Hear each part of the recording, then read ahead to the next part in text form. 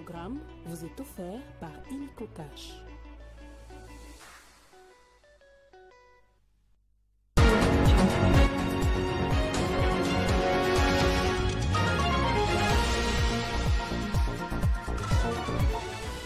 Décès d'un prévenu dans un cachot à Ntélé, le procureur général près la Cour de cassation vient d'ordonner l'ouverture d'une action judiciaire à l'endroit du procureur de la République, du parquet des grandes instances de Kinkole et d'un magistrat instructeur. Un ordre de Firmin Vondé après sa descente dans cette juridiction.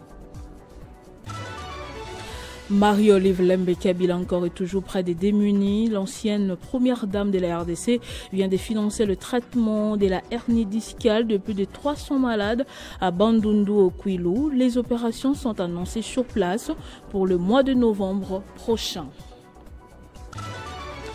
Technologie, le gouvernement a encouragé les lauréats plébiscités à Francotech. Le génie congolais a frappé dans l'œil de tous les convives, que ce soit dans la couveuse intelligente à panneaux solaires ou pour une plateforme de vérification de l'actualité pour éviter de tomber dans les fake news. Nouveau jour d'un sur Télé 50, bienvenue à tous. Le procureur général près la Cour de cassation, Firmin Vondé, a ordonné ce lundi l'ouverture d'une action judiciaire à l'endroit du procureur de la République, du parquet des grandes instances de Kinkole et d'un magistrat instructeur. Cette décision a été prise au terme de sa visite d'inspection effectuée dans cette juridiction pour se rendre compte des circonstances dans lesquelles un prévenu est décédé dimanche dernier dans un cachot.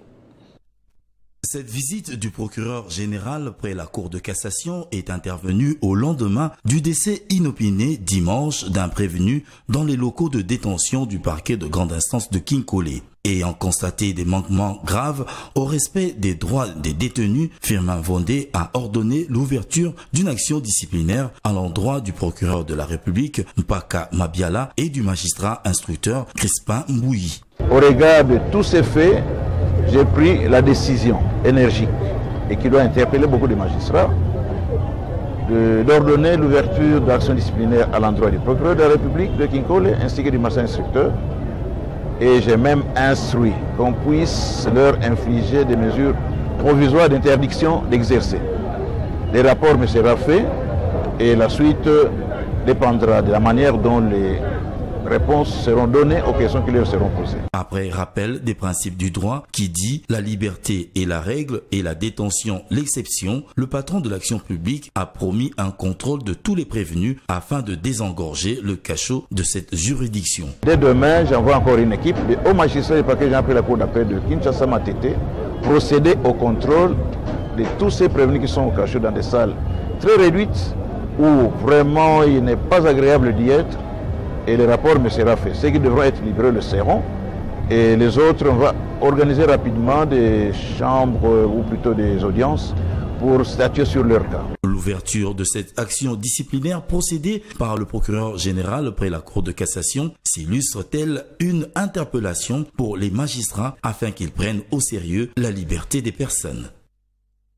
Toujours dans ce secteur, ouverture ce lundi à Kinshasa de l'atelier des présentations et des validations pendant 3 jours.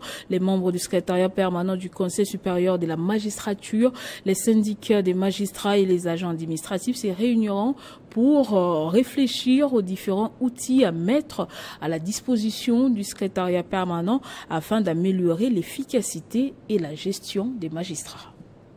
Durant 3 jours, les participants, principalement les membres du secrétariat permanent du Conseil supérieur de la magistrature, les syndicats des magistrats et les agents administratifs du CSM réfléchiront sur les projets des manuels pour une gestion prévisionnelle des effectifs et des compétences de la magistrature. Les réflexions porteront également sur les projets référentiel d'emploi et des compétences des magistrats ainsi qu'au projet des fiches du poste des agents administratifs du secrétariat permanent du CSM. L'objectif est de doter le Conseil d'outils efficaces pour une meilleure gestion des carrières des magistrats. Les secrétaires permanents et porte-parole du CSM, Télésphore Ndumba Kilima, a invité les participants à capitaliser sur ces moments d'échange afin de doter les conseils supérieurs de la magistrature des outils nécessaires pour améliorer son efficacité. Je souhaite que, déjà dès le départ, qu'il y ait une participation active pour que nous puissions construire ensemble le Conseil supérieur de la magistrature. Le Conseil supérieur de la magistrature, c'est l'organe de gestion du pouvoir judiciaire. Et la gestion commence par le recrutement, la nomination, les promotions, les avancements en grade, les mises à la retraite, les révocations. L'atelier se déroule avec les soutiens du deuxième programme d'appui aux réformes de la justice. Valérie Dumoulin, chef d'équipe de ces structures, apporte également son expertise à cette initiative. Du futur recrutement des 2500 magistrats en 2024, donc ça accroît les défis et le besoin pour le secrétariat permanent. Il sera également question d'enrichir une étude réalisée par les experts du PARJ2 qui s'est basée sur des éléments scientifiques concernant les besoins des tribunaux et parquets en magistrats en tenant compte de tous les paramètres possibles, notamment l'étendue géographique des cours, tribunaux et parquets, la densité de la population, les volumes d'affaires ainsi que la projection des magistrats qui devront prendre leur retraite dans les 5 années à venir. Ces éléments permettront au Conseil supérieur de la magistrature de planifier les recrutements, la promotion et la retraite des magistrats, évitant ainsi improvisation et tâtonnement. Au Sénat, les élus des élus ont poursuivi au cours de la séance plénière de ce lundi 28 octobre l'examen de la mise en place de la répartition des commissions permanentes aux différents partis et regroupements politiques représentés à la Chambre haute du Parlement. C'était l'unique point à l'ordre du jour de cette plénière. Au total, 10 commissions et organes ont été mis en place. Au cours de cette plénière présidée par Jean-Michel Samalou Kondé, des observations pertinentes ont été soulevées, notamment en ce qui concerne les critères de répartition des commissions qui doivent être objectifs et qui doivent tenir compte de la majorité en présence. Selon le sénateur Linkopo, la répartition devrait être revue pour répondre à ce critérium. En réplique à ces observations qu'il a par ailleurs prises en considération, le président du Sénat, Jean-Michel Samalou Kondé, a soutenu le fait que les critères doivent être objectifs et doivent aussi tenir compte des forces politiques ainsi que de la majorité dans les provinces. Les sénateurs présents à cette plénière ont pris acte de ces observations. À cet effet, 48 heures ont été accordées pour la désignation effective des présidents et des membres de ces commissions, ce en attendant la prochaine plénière prévue pour le vendredi afin de statuer définitivement sur cette question. Je le disais au sommaire, traitement de la hernie discale à Bandundu dans la province du Kwilu. Plus de 300 personnes souffrant de cette maladie seront prises en charge. Elles vont bénéficier des traitements gratuits grâce au financement de l'ancienne première dame de la RDC, Marie-Olive Lembe Kabila.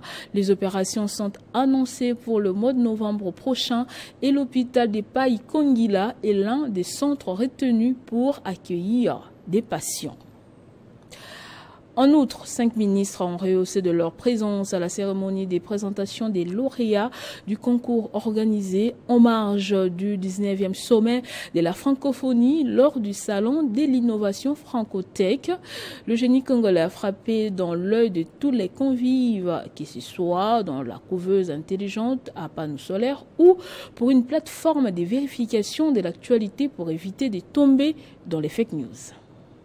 Ils ont défendu les couleurs de la République démocratique du Congo à travers leurs interventions au Salon d'innovation francotech en marge du 19e sommet de la francophonie. Sophonie Foka a conçu une couveuse intelligente à panneaux solaires, Fidèle Sadi avec sa plateforme de transfert d'argent sans Internet et Ange Kassongo a mis en place la plateforme de vérification des actualités. Ces lauréats ont été présentés au public devant quelques membres du gouvernement par la ministre déléguée en charge de la coopération internationale et francophonie. Une reconnaissance internationale qui témoigne non seulement la créativité mais aussi la détermination du chef de l'État à promouvoir la jeunesse congolaise, a dit la ministre Bestine Kazadi. Permettez-moi de rendre hommage à son Excellence, Monsieur le Président de la République, chef de l'État, Félix-Antoine Tshisekedi Tshilombo, pour l'attention qu'il accorde à la jeunesse de notre pays par la mise en place de programmes et de structures entrepreneuriales sous le tracé d'une législation évolutive. Des propos soutenus par le ministre de la Communication et Médias, porte-parole du gouvernement, Patrick Mouyaya. C'est une occasion pour nous de dire à ceux jeunes qui ont gagné, mais à tous ceux qui suivent, qu'il y a un engagement qui est clair. Les lauréats ont exprimé leur reconnaissance aux autorités congolaises pour cet accompagnement. En tant que jeune congolaise, c'est très encourageant et une fierté en fait de voir que le travail que nous faisons au niveau local puisse avoir un impact au niveau global. À la fin de la cérémonie, la ministre déléguée en charge de la coopération internationale et francophonie a annoncé la tenue au mois de novembre du Salon des innovations technologiques et environnementales qui sera organisé par l'EIF et l'Institut de la francophonie pour le développement durable. Défi d'électrification en République démocratique du Congo. Les experts de l'autorité des régulations du secteur de l'électricité ont pris part active à l'atelier d'échange et d'analyse sur les défis d'électrification en RDC. Organisé par l'ONG Ressources Matters, l'atelier vise à analyser les défis de l'électrification, identifier les pistes de solutions et renforcer les synergies entre les institutions publiques, les secteurs privé et la société civile pour une électrification durable.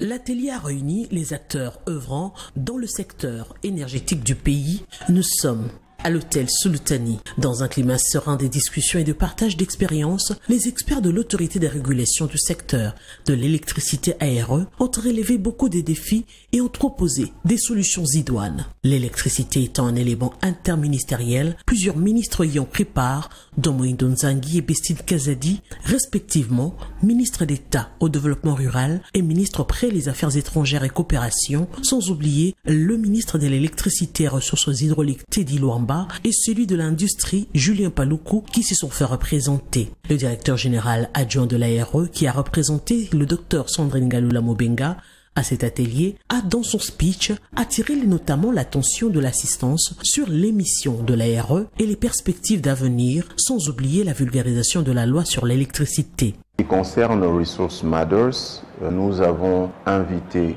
les représentants de la société civile qu'ils sont de nous accompagner dans les défis que nous rencontrons justement en ce qui concerne l'aspect des consommateurs.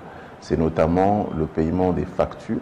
Pour leur part, les ministres ont démontré chacun dans ses propos l'importance qu'ils accordent à l'électricité. L'atelier vise à analyser les défis de l'électrification, identifier les pistes de solutions et renforcer les synergies entre les institutions publiques, le secteur privé et la société civile pour une électrification durable, d'où la participation de l'Agence nationale des services d'électrification en milieu rural et périurbain en serre, de la Société nationale d'électricité SNEL et de la société civile. En quoi Jimmy Munguriek, directeur pays des ressources Matters, ils ont réuni les principaux acteurs du secteur de l'électricité en vue d'échanger sur l'avenir et créer une dynamique nouvelle de collaboration entre les différents acteurs. Au ministère de l'Emploi et du Travail, Ephraim Akwakwa a échangé tour à tour avec l'ambassadeur du Japon et l'ambassadrice du Canada en RDC. La nouvelle vision de la coopération entre le Japon et la RDC et la consolidation du partenariat entre la RDC et le Canada sont le sujet qui ont été abordés par le ministre et ses hôtes. Grâce à Lambo, signe ce reportage. Le ministre de l'Emploi et du Travail, Maître Ephraim Akwakwa, a eu un fructueux échange avec l'ambassadeur du Japon en RDC ce mardi 29 octobre en son cabinet de travail. Au cours de cet entretien, le ministre Akwakwa a expliqué à Ogawa Hidetoshi sa nouvelle vision sur la coopération entre le Japon et la République démocratique du Congo dans le domaine de l'emploi et du travail. L'hôte du diplomate japonais a également saisi cette occasion pour solliciter l'accompagnement de l'Empire du Soleil Levant au service spécialisé du ministère congolais de l'Emploi et du Travail. Il s'agit notamment de l'Inspection générale du travail, l'Office national de l'emploi et du Secrétariat général du travail.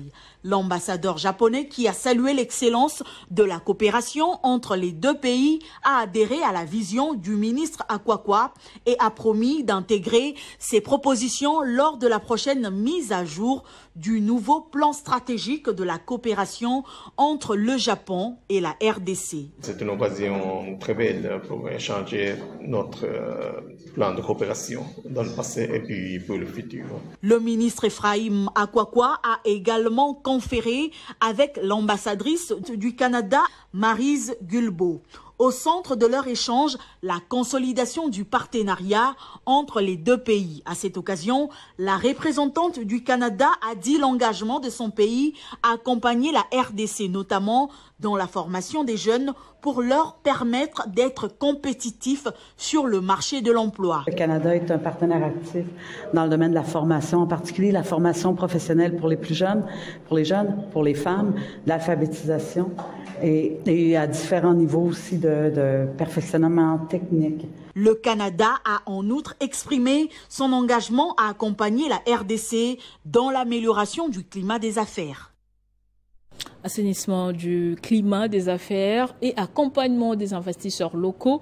Le vice-premier ministre et ministre national de l'Intérieur et Sécurité, Jacquemain Chabani, est arrivé ce lundi à Lubumbashi dans le Haut-Katanga sur invitation de l'Agence nationale de la promotion des investissements. Il a été accueilli à l'aéroport par le gouverneur des provinces, Jacques Kiaboula Katoué. Le vice-premier ministre et ministre en charge de l'Intérieur, Jacquemain Chabani, est en mission de 24 heures à Lubumbashi.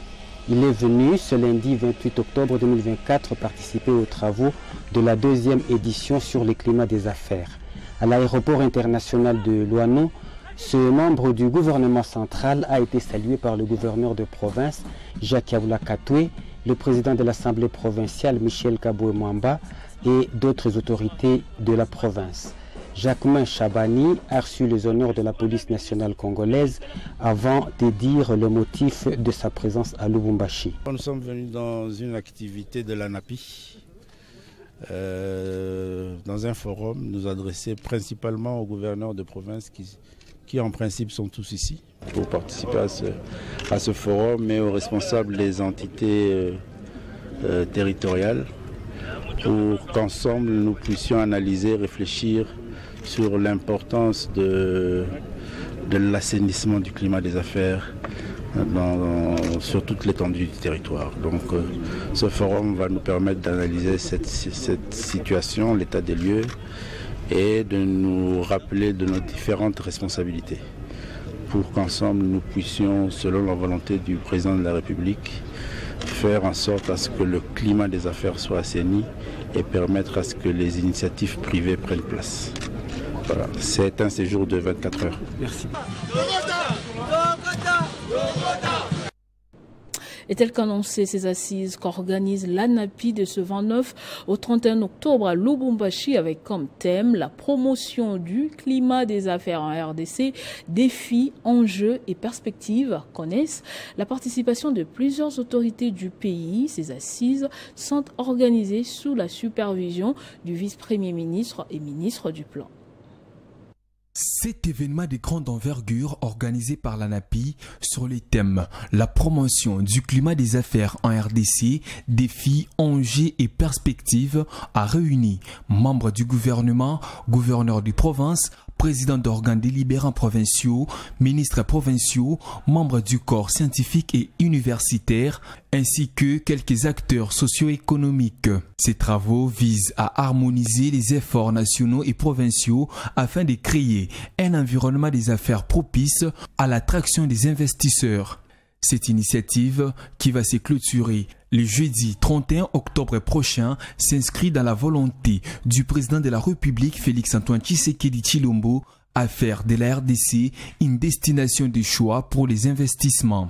Les hommages les plus différents au président de la République, chef de l'État, son Excellence Félix Antoine Tshisekedi Tshilombo, qui a bien voulu faire de la question de l'assainissement de l'environnement des affaires une question prioritaire depuis son premier quinquennat jusqu'à ce deuxième, en vue de favoriser des investissements directs étrangers et nationaux susceptibles de booster le développement durable et inclusif, devant créer une classe moyenne compétitive et promouvoir l'entrepreneuriat de croissance, contribuant ainsi au PIB de notre pays.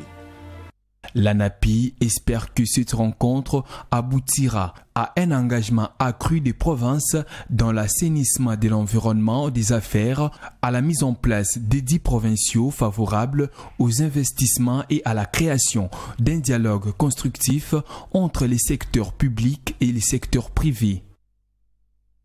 À quelques kilomètres de là, l'Assemblée provinciale du Lualaba a procédé à la confirmation et présentation des nouveaux députés, conformément aux dispositions légales du règlement intérieur de cet organe délibérant, en son article 89, alinéa 6, sur les cumuls des fonctions. 7 députés ont été concernés, dont Fifi Masuka Saini, élu gouverneur du Lualaba, et son vice. Frappés d'incompatibilité pour la simple et bonne raison que 2 ont été élus gouverneurs et vice-gouverneurs, un sénateur et 4 nommés ministres provinciaux, la plénière de ce début de semaine a consisté à la mise en application de l'article 89 alinéa 6. Après lecture intégrale de la commission politique, administrative et juridique chargée de la vérification du dossier physique pour la validation du pouvoir du premier suppléant par le rapporteur de la dite commission, le député Edi Kapand, les 7 suppléants de la commission par le député Edi Kapand, les 7 suppléants ont été présentés et confirmés à l'assistance. Séance tenante, le président de l'Assemblée provinciale leur a remis les documents parlementaires. Conscient de la responsabilité qui est désormais la leur, les nouveaux élus promettent de privilégier l'intérêt du peuple. Nous sommes tous azimuts reconnaissants à nos titulaires et exprimons une profonde gratitude à chacun d'eux et aux différents héros dans l'ombre. Nous sommes conscients de la responsabilité qui nous incombe en qualité de députés provinciaux et nous nous engageons solennellement à être à la hauteur des attentes de la population, l'émanation de notre pouvoir. Pour le président de l'organe délibérant, à chaque titre correspond un comportement. Ce jour n'est pas comme les autres, car hier, vous étiez citoyens ordinaires et aujourd'hui vous êtes devenus hommes d'État. Le statut que vous venez d'occuper exige de vous un comportement conséquent. Désormais, l'Assemblée provinciale du Lualaba assure le nombre complet des élus, c'est-à-dire 24.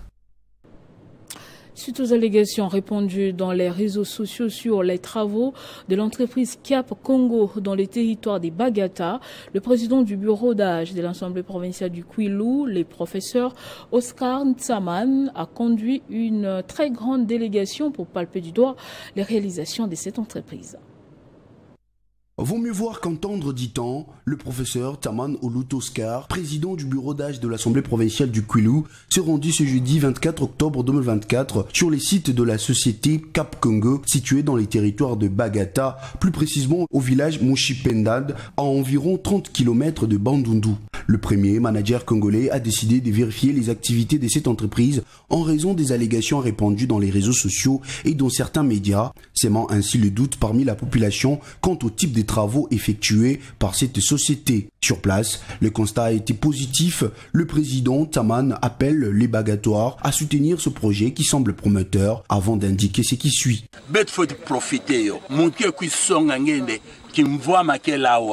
C'est un éveil de conscience qui réalise cette entreprise. Profitons-en, voyons ce que ça nous donnera les jours à venir. Saisissons cette opportunité.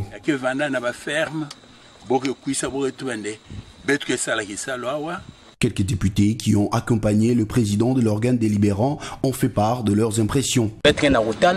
Nous sommes venus pour palper les réalités sur terrain. Nous allons voir si ça profite aux fils et filles des Bagata. Pour l'instant, soyons calmes, ne suivez pas les histoires des réseaux sociaux. Notons que le président de l'Assemblée provinciale, avec sa délégation, a visité quelques plantations déjà réalisées par Cap Congo pendant cette phase expérimentale. Direction le Nord Kivu, l'université de Goma a officiellement lancé ce lundi l'année académique 2024-2025. C'était au cours d'un talk show qui a été organisé avec les nouveaux et anciens étudiants au campus du Lac. Cette nouvelle année est placée sous le signe de l'enseignement inclusif, transparence dans la gestion et contrôle des administrations de l'enseignement supérieur et universitaire. L'année académique 2024-2025 a été officiellement lancée à l'université de Goma. À cette occasion, un task show a été organisé par son comité de gestion où des propositions, attentes ainsi que des recommandations ont été données par les nouveaux et anciens étudiants, corps académiques et corps enseignants pour que cette année qui est placé sous les signes de l'enseignement inclusif, soit riche selon le professeur Mouindo Mwanda. Chacun d'entre vous est fier de cette université. Chacun d'entre vous est fier de cette université et il n'a pas tort. La République démocratique du Congo est fière de cette université. Je sais, personne d'entre vous ne va tenter de la détruire parce qu'il va trouver une résistance au sein de l'université. Il va trouver une résistance au sein de la citoyenneté de la ville de Goma, il va trouver une résistance au sein de la citoyenneté de la province, et la République tout entière risquera de le couvrir de moquerie.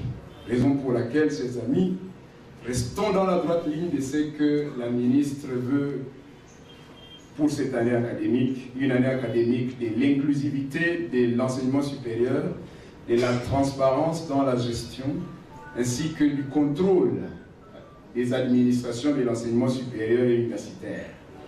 Si nous restons dans cette droite ligne de ce que la ministre veut, je crois que nous allons continuer, comme vous le savez déjà, à être l'espoir pour la RDC.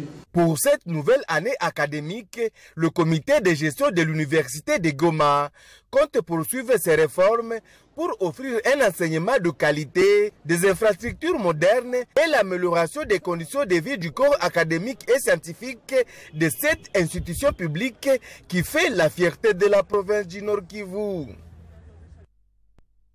Enseignement supérieur, on en parle encore. À l'occasion de l'ouverture de l'année académique 2024-2025, l'Université des Martyrs du Congo annonce l'ouverture des inscriptions pour cette année.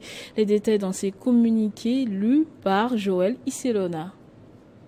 L'Université des Martyrs du Congo, UNIM, site universitaire de Kinshasa, Emery Patrice Lumumba, annonce l'ouverture des inscriptions pour l'année académique 2024-2025. Notre institution, une institution consacrée à la formation de cadres compétents et engagés, portée par un fort esprit patriotique et une vision de développement pour la République démocratique du Congo. Avec des programmes d'études diversifiés et adaptés aux besoins de notre pays, préparons les étudiants à devenir des acteurs clés pour le progrès et la stabilité nationale. Rejoignez l'UNIM Kinshasa pour une formation d'excellence. Filières et écoles organisées. 1. École de criminologie, sécurité intérieure, criminologie économique et environnementale, gestion des paix et résolution de conflits, criminologie clinique. 2.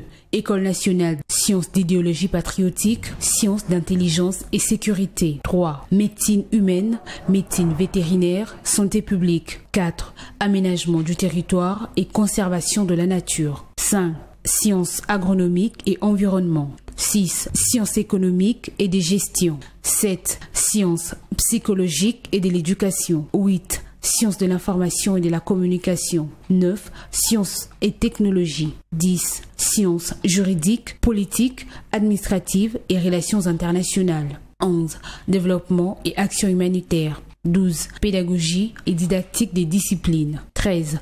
Politique nationale. Notez bien, dans le cadre de promouvoir l'éducation et de rendre hommage aux sacrifices de nos militaires et policiers engagés pour la défense et la sécurité nationale, tombés sur les lignes de front, le gouvernement accorde des bourses aux enfants de ces héros titulaires d'un diplôme d'État qui s'inscrivront à à l'Université des Martyrs du Congo. Adresse et contact pour toute information complémentaire et pour les inscriptions, veuillez vous rendre au bureau administratif situé à l'avenue Kalembe-Lembe, numéro 201 bis, commune de Lingwala à Kinshasa. Téléphone plus 243 99 88 76 33. Pour le secrétaire général académique, professeur Alain Job Alissa Sambokera. Lancement officiel ce mardi dans la commune de Kitambo de l'agence bancaire Illico Cash My Bank. Cette nouvelle offre permet l'accès facile et permanent aux services financiers en mettant à la disposition des Congolais des solutions sûres, pratiques et abordables des manières plus proches. Fini les longues files d'attente pour l'ouverture des comptes, dépôts ou retrait Illico Cash et Raobank par carte. Chez Joey Le Bourgeois, énième agence banking parmi plus de 1000 déjà opérationnelles sur l'étendue du territoire national, illustre la volonté de ces deux institutions réputées de réduire les obstacles à l'accès aux services bancaires formels. À partir d'aujourd'hui, les gens n'ont plus forcément nécessairement besoin de se rendre en agence de banque pour des transactions de moins de $500. Que ce soit au coin des avenues, que ce soit à des ronds-points, à des points d'affluence, nous avons des agents bancaires à travers la République aujourd'hui qui peuvent desservir et faire des transactions bancaires pour nos clients le plus proche d'eux possible. Engagé à moderniser et à simplifier l'accès aux services financiers tout en répondant aux besoins spécifiques de la population, l'agence bancaire Illico Cash by Raobank met à disposition une technologie innovante et une infrastructure solide. Les utilisateurs d'Illico Cash aujourd'hui ne le savent peut-être pas, mais vous avez la possibilité de localiser l'agent bancaire le plus proche de vous à travers l'application. Donc quand vous êtes à l'intérieur de l'application Illico Cash, vous glissez vers la gauche, vous sélectionnez repérer un agent et vous aurez une carte qui va apparaître, qui va vous pointer tous les agents le plus proche de l'endroit où vous êtes. Et vous donner même la géolocalisation ainsi que les directions pour vous pointer à cet argent. Banque de proximité, l'agence bancaire Illico Cash by Raobank s'affirme comme un modèle de progrès qui ouvre un nouveau chapitre dans l'histoire de la bancarisation en République démocratique du Congo. Et ce journal est terminé, place au rappel des titres. Décès d'un prévenu dans un cachot en télé, le procureur général près la Cour de cassation vient d'ordonner l'ouverture d'une action judiciaire à l'endroit du procureur de la République, du parquet de grande instance de Kinkole et d'un magistrat instructeur. Un ordre des firmes Vendée après sa descente dans cette juridiction. Marie-Olive Lembe-Kabila encore est toujours près des démunis. L'ancienne première dame de la RDC vient de financer le traitement de la hernie discale de plus de 300 malades à Bandundu au Kwilu. Les opérations sont annoncées sur place pour le mois de novembre prochain. Technologie, le gouvernement a encouragé les lauréats plébiscités à Francotech. Le génie congolais a frappé dans l'œil de tous les convives, que ce soit pour la couveuse intelligente à panneaux solaires ou pour une plateforme de vérification de l'actualité pour éviter de tomber dans les fake news. Merci de nous avoir suivis de partout. L'information reste en continu et en temps réel sur votre télévision.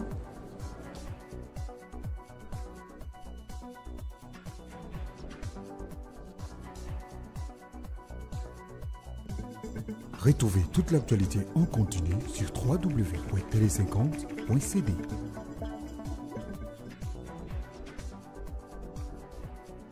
Ce programme vous a été offert par Illico Cash.